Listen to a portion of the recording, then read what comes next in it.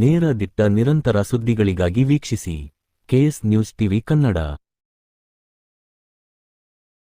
ವಿಜಯನಗರ ಜಿಲ್ಲೆ ಹರಪನಹಳ್ಳಿ ತಾಲೂಕಿನ ಅರಸೀಕೆರೆ ಗ್ರಾಮದ 2ನೇ ವಾರ್ಡಿನ ಹರಿಜನ ಕೇರಿಯಲ್ಲಿ 3 ವರ್ಷಗಳಿಂದ ಕಲುಷಿತ ನೀರು ಬರುವುದರಿಂದ ಕುಡಿಯುವ ನೀರು ಯೋಗ್ಯವಾಗಿಲ್ಲ.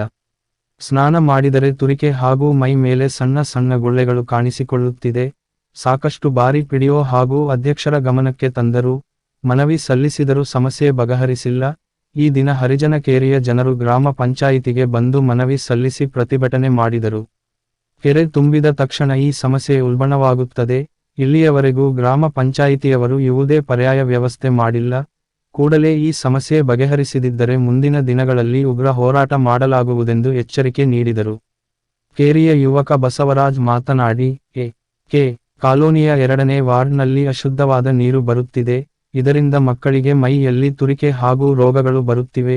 ಈ ಸಮಸ್ಯೆ ಬಗೆಹರಿಸಬೇಕಾದರೆ ಶುದ್ಧವಾದ ಕುಡಿಯುವ ನೀರಿನ ವ್ಯವಸ್ಥೆ ಮಾಡಿರಿ, ಇಲ್ಲದಿದ್ದರೆ ಉಗ್ರವಾದ ಹೋರಾಟ ಮಾಡಲಾಗುವುದೆಂದು ಹೇಳಿದರು.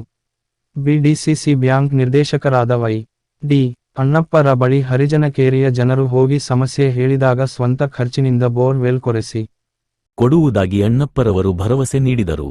ನಂತರ ಪ್ರತಿಭಟನೆ ಹಿಂತೆಗೆದುಕೊಂಡರು. ಇದೇ ಸಂದರ್ಭದಲ್ಲಿ ಮುಖಂಡರಾದ G. Halappa, Parusappa, Nagendrappa, Ningappa, Halappa, P. Durugappa, Basavaraj, Anjinappa, M.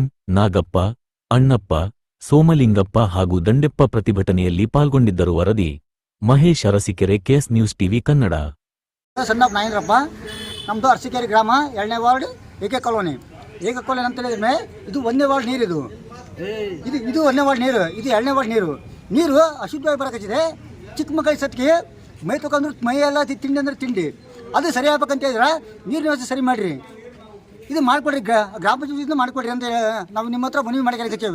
ಇದಾಗಿ ಮಾಡಲಿದ್ರೆ ಕಾನೂನು ರೀತಿನೇ ಬೇರೆ ಮಾಡ್ತೀವಿ. ನಾವೇನು ಮಾಡ್ಬೇಕು, ಉಗ್ರ ಹೋರಾಟ ನಾವು ಮಾಡ್ತೀವಿ, ನಾವು ಅದು ಮಾಡ್ತಿರ್ತೇವೆ.